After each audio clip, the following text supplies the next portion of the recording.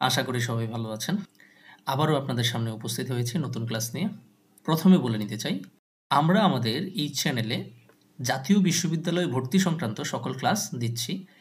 তারই সাথে বিবিএ এবং এমবিএর সকল বর্ষের সকল বিষয়ের সকল টপিকের উপরে আমরা ক্লাস দিচ্ছি। তাই আমাদের চ্যানেলের সাথেই থাকুন, চ্যানেলটি সাবস্ক্রাইব করুন এবং সাথে থাকা বেল আইকনটি ক্লিক করে রাখুন, যাতে করে পরবর্তী ভিডিওগুলো আপনারা সহজেই পেয়ে যান।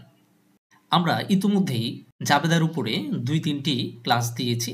তারই ধারাবাহিকতায় আমরা আজকের এই প্রশ্নটি নিয়ে আলোচনা করব। সো আমাদের এই প্রশ্নটি আসছে NU BBA honours, DU BBA honours এবং এনইউ বিবিএ পাস, এই ৩টা জায়গায় আসছে, অর্থাৎ ৩বার এই প্রশ্নটি এসেছে ৩ জায়গায়। সো আমরা এই প্রশ্নটি নিয়ে আজকে আলোচনা করব। আর অবশ্যই এই জাবেদার অঙ্কগুলো আপনারা যারা হিসাব বিজ্ঞান এবং ফিনান্স ও ব্যাংকিং বিভাগের আছেন তারা পাবেন ৩য় অধ্যায়ে, এবং যারা ব্যবস্থাপনা বিভাগের আছেন তারাও ৩য় অধ্যায়েই পাবেন এই অঙ্কটি। যাই হোক, আমরা আজকে আর কথা না বাড়িয়ে অঙ্কে চলে যাই। আমরা যদি দেখি তাহলে এই হচ্ছে আমাদের প্রশ্নটি। আমাদের এই প্রশ্নটিতে কি বলা হয়েছে? বলা হয়েছে ইমিলি ভেলি is a licence dentist. Fine.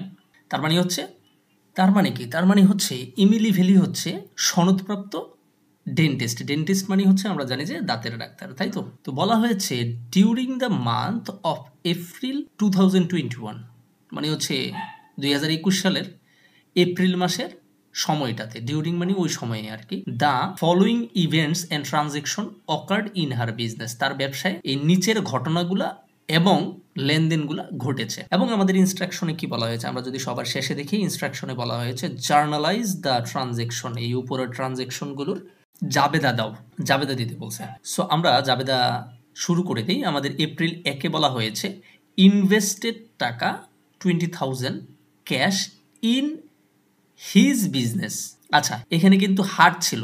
So এখানে যেহেতু হার আছে, এমিলি ভেলিমানি হচ্ছে মহিলা, তাহলে এখানে কিন্তু আমরা এখানেও কি দেবো? হার দেবো, ঠিক আছে? তার মানে হচ্ছে ওই ভদ্র মহিলা কি করছে? তার ব্যবসায় কত টাকা ইনভেস্ট করছে? 20,000 টাকা ইনভেস্ট করছে। সো যখনই ইনভেস্ট করে তখনই আমরা জানি যেহেতু ক্যাশে ইনভেস্ট করছে, ক্যাশের টাকা কি হয়ে যাবে? বেড়ে যাবে। ক্যাশ হচ্ছে সম্পদ, আর আমরা জানি সম্পদ বৃদ্ধি পেলে কি হয়? ডেবিট। তাহলে ক্যাশ নামক যে সম্পদ আছে সেটা ডেবিট হবে। সো আমরা লিখবো ক্যাশ ডেবিট কত টাকা? 20,000 টাকা। সো আমরা এখানে দেখতে পাচ্ছি ক্যাশকে আমরা কি করলাম? ডেবিট করলাম কত? 20,000 টাকা। সাথে সাথে যেহেতু সে ইনভেস্ট করেছে, ইনভেস্ট মানে হচ্ছে ব্যবসায় কি করা? বিনিয়োগ করা। নিজের ব্যবসায় বিনিয়োগ করলে এটাকে আমরা কি বলি? ওই যেই পরিমাণ বা যা যা কিছু ইনভেস্ট করা হয় ব্যবসায় শুরুর দিন, সেগুলোকে আমরা ক্যাপিটাল বলি। তার মানে হচ্ছে পূর্বে ব্যবসায় ক্যাপিটাল ছিল না, ধরে নিলাম 0 ছিল। এখন কত টাকা ইনভেস্ট করা হয়েছে? 20,000 টাকা। তাহলে আগে ছিল ক্যাপিটাল 0, এখন হয়েছে 20,000। বাড়ছে না কমছে? অবশ্যই বাড়ছে। সো আমরা জানি ক্যাপিটাল যখন বৃদ্ধি পায় তখন কি হয়? ক্রেডিট হয়। ওই যে সূত্র পড়ছিলাম, আয় দায় মূলধন। আয় দায় মূলধন যখন বৃদ্ধি পায় তখন কি হয়? ক্রেডিট হয়। সো ক্যাপিটালকে আমরা কি লিখবো? ক্রেডিট লিখবো। কত টাকা? 20,000 টাকা। ফাইন। আর আমরা কারণ হিসেবে লিখবো আজকের প্রশ্নে, গতকালকের প্রশ্নে কিন্তু বলছিল যে এক্সপ্লেনেশন কি নাই, দেওয়ার দরকার নাই, কিন্তু আজকে এক্সপ্লেনেশন দেওয়ার ব্যাপারে কোনো কথা বলা নাই। যেহেতু কোনো কথা বলা নাই, তার মানে হচ্ছে আমাদেরকে দিতে হবে। সো আমরা এখানে কি লিপিবদ্ধ করেছি? ক্যাপিটাল যে আনছি, সেই ক্যাপিটাল আনার জাবেদা আমরা দিয়েছি বা লিপিবদ্ধ করেছি। সো এখানে আমরা লিখবো two record invested cash in the business. বিজনেসে যে ক্যাশ ইনভেস্ট করা হয়েছে তা আমরা কি করলাম? লিপিবদ্ধ করলাম। ফাইন। আবার এপ্রিল 1 দেয়া আছে। এপ্রিল 1-এ বলা হয়েছে hired a secretary receptionist at A salary of টাকা 700 পার উইক পেয়েবল মান্থলি। বলা হয়েছে সাপ্তাহিক বা প্রতি সপ্তাহে কত টাকা করে? 700 টাকা করে। যদিও টাকাটা কিভাবে দেওয়া হবে? পেয়েবল মান্থলি, প্রতি সপ্তাহে 700 করে।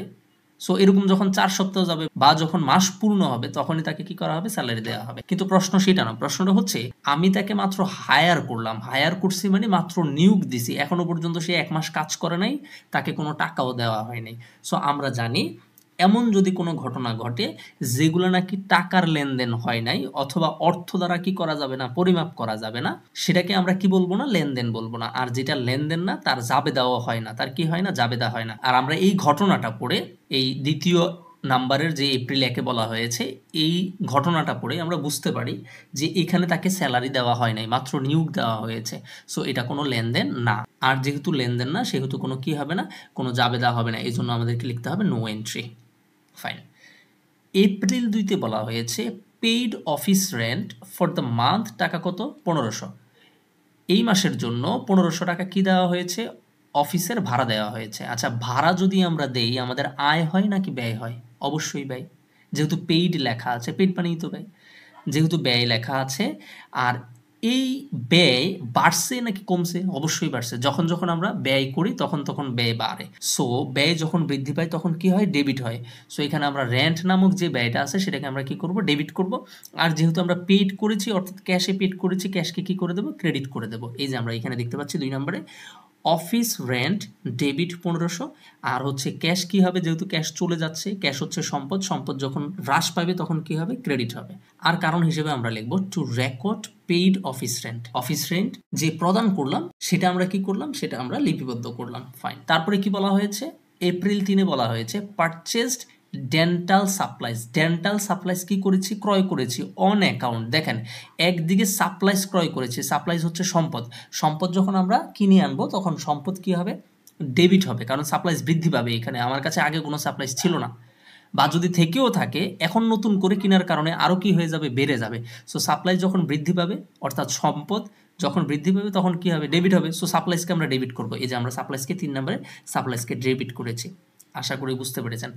আর যেহেতু আমরা ধারে ক্রয় করেছি, আমরা জানি ধারে যখন ক্রয় করি তখন আমাদের দায় বেড়ে যায়। কি দায় বাড়ে, অ্যাকাউন্টস পেয়েবল নামক দায় বাড়ে।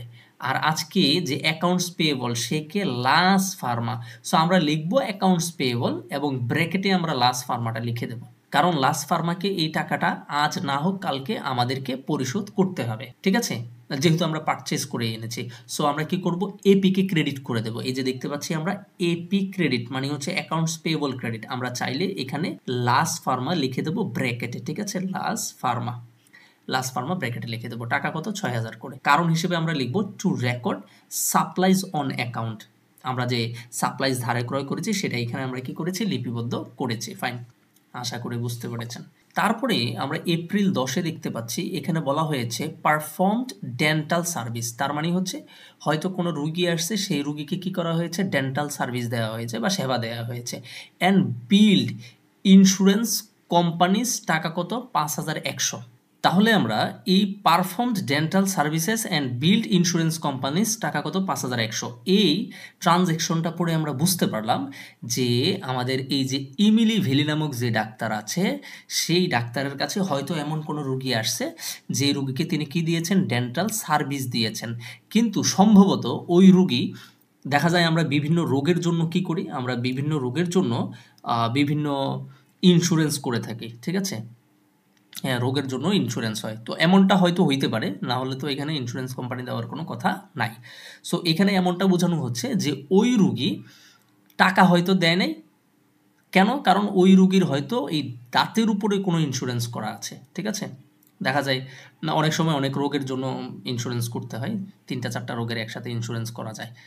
আচ্ছা, সো এখানে এটা বোঝানো হচ্ছে যে ওই রুগী হয়তো টাকা দেয় নাই এবং সে বলছে যে ইন্স্যুরেন্স কোম্পানি দেবে। সো এই ডাক্তার কি করলো, বিল করলো ইন্স্যুরেন্স কোম্পানি, টাকা কত, 5100 এমন কিছু হবে হয়তো। সো আমরা এখানে দেখতে পাচ্ছি সে একটা বিল তৈরি করেছে, তার মানে সে সার্ভিস দিয়ে কোনো টাকা পায় নাই।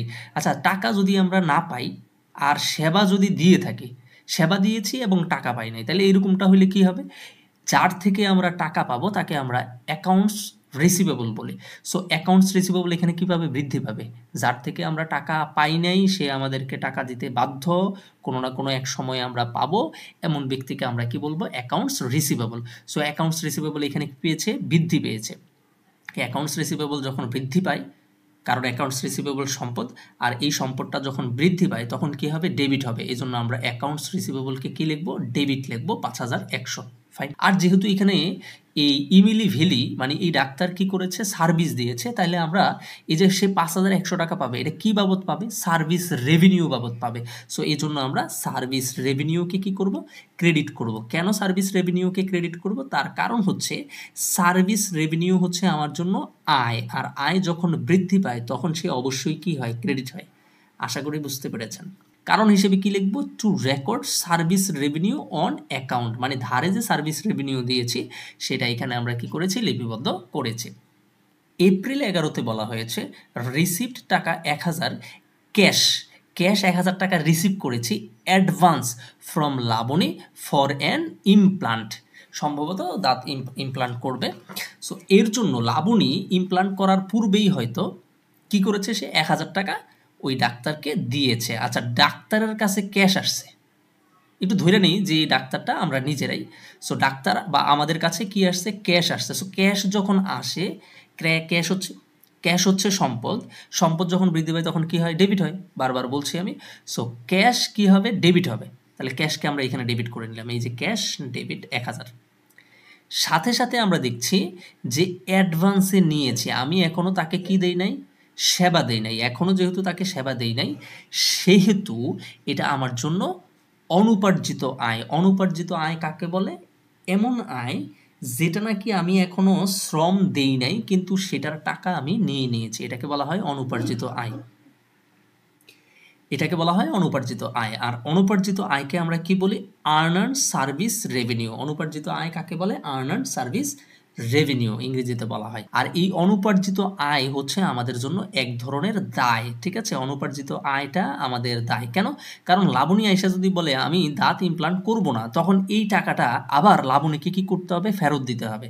তার মানে এখানে আমার একটা দায় তৈরি হয়ে আছে, যেহেতু আমি কি করি নাই, তাকে সেবা দেই নাই। সো এই জন্য এই আর্নার্ড সার্ভিস, এই আর্নার্ড সার্ভিস রেভিনিউকে আমরা কি করে ফেলবো, ক্রেডিট করে ফেলবো। তাহলে আর্নার্ড সার্ভিস রেভিনিউ হচ্ছে ক্রেডিট, কত টাকা, 1000 টাকা। কারণ হিসেবে লিখতে হবে টু রেকর্ড অ্যাডভান্স রিসিভ, আমরা অ্যাডভান্স বা অগ্রিম রিসিভ করেছিলাম সেটা আমরা লিখছি।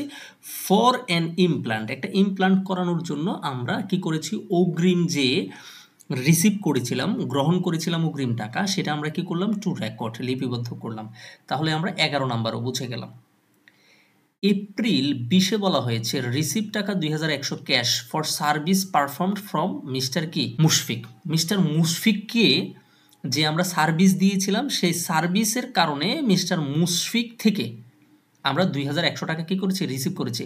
আচ্ছা, ক্যাশ যেহেতু রিসিভ করেছি, ক্যাশ বেড়েছে, ক্যাশ হচ্ছে সম্পদ, সম্পদ যখন বৃদ্ধি পায় তখন ডেবিট হয়, এই জন্য ক্যাশকে আমরা কি করে দেবো, ক্যাশকে আমরা ডেবিট করে দেবো 2100। সাথে সাথে এই যে আমরা ক্যাশটা পেলাম, এটা কি কারণে পেলাম, কারণ এই মিস্টার মুশফিককে আমরা কি করেছি, সার্ভিস দিয়েছি। তাহলে যেহেতু টাকাটা পাইছি এবং সার্ভিসও দিয়েছি, সেহেতু এটা আমাদের জন্য কি হয়েছে, আয় হয়েছে। আর এখানে আয় কি পেয়েছে, বৃদ্ধি পেয়েছে, এই জন্য সার্ভিস রেভিনিউকে আমরা কি করে দেবো, ক্রেডিট করে দেবো। এই হচ্ছে সার্ভিস রেভিনিউ ক্রেডিট 2100। কারণ হিসেবে আমরা লিখব two record service revenue on কি, ক্যাশ, সরি। এর মানে হচ্ছে যে আমরা ক্যাশে সার্ভিস রেভিনিউ দিয়েছি, কি দিয়েছি, ক্যাশে সার্ভিস রেভিনিউ দিয়েছি, এবং সেটাই আমরা কি করলাম, টু রেকর্ড, লিপিবদ্ধ করেছি। ফাইন। দেন আমরা যেটা করব সেটা হচ্ছে 30 নাম্বার। এখানে দুইটা 30 নাম্বার দেওয়া আছে, এপ্রিল 30-এ দুইটা লেনদেন হয়েছে।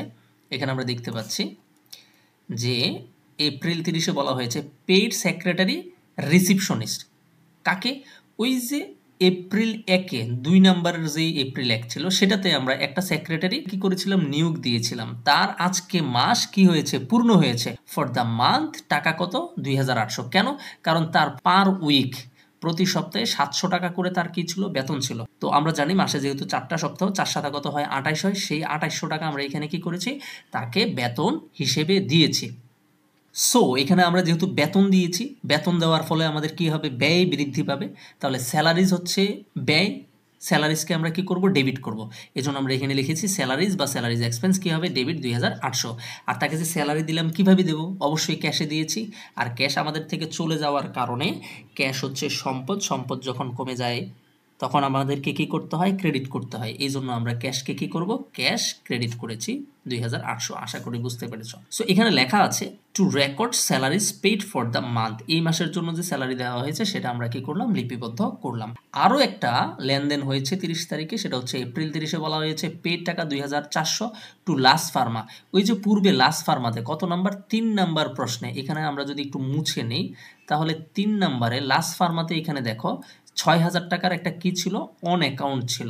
এই যে আমরা সাপ্লাইজ ক্রয় করেছিলাম অন অ্যাকাউন্টে কার থেকে? লাস ফার্মা থেকে। কত টাকা? ৬,০০০ টাকা। এই যে লাস ফার্মা থেকে ৬,০০০ টাকার একটা কি করলাম? সাপ্লাইজ ক্রয় করলাম। সেই ৬,০০০ এর মধ্য থেকে আমি তাকে কত দিয়েছি? ২,০০০ কত? ৪০০ টাকা দিয়েছি।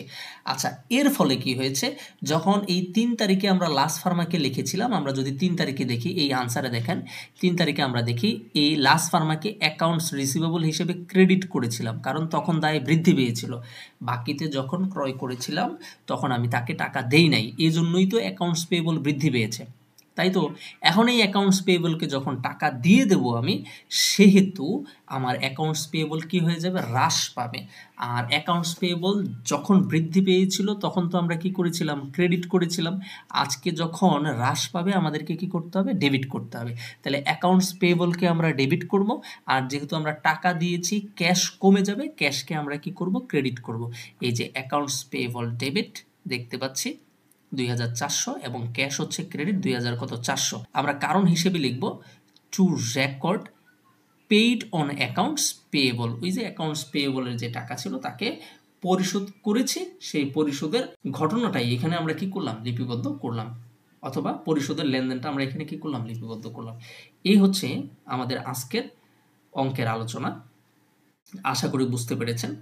যদি কোথাও বুঝতে সমস্যা হয় অবশ্যই কমেন্টের মাধ্যমে জানাবেন, আমরা আপনার কমেন্টের উত্তর দেওয়ার চেষ্টা করব, প্রয়োজন হলে আবার বুঝিয়ে দেব। সো আমাদের এমন ক্লাসগুলো পাওয়ার জন্য আপনারা আমাদের চ্যানেলের সাথেই থাকবেন আশা করি। আমাদের ক্লাসগুলো ভালো লাগলে অবশ্যই শেয়ার করবেন, লাইক দিবেন এবং অবশ্যই সাবস্ক্রাইব করে রাখবেন চ্যানেলটিকে। সো আজ এই পর্যন্তই। অন্য কোনো ক্লাসে অন্য কোনো টপিক নিয়ে আবারও আপনাদের সাথে দেখা হবে। ততক্ষণ পর্যন্ত সবাই ভালো থাকুন, সুস্থ থাকুন। ধন্যবাদ।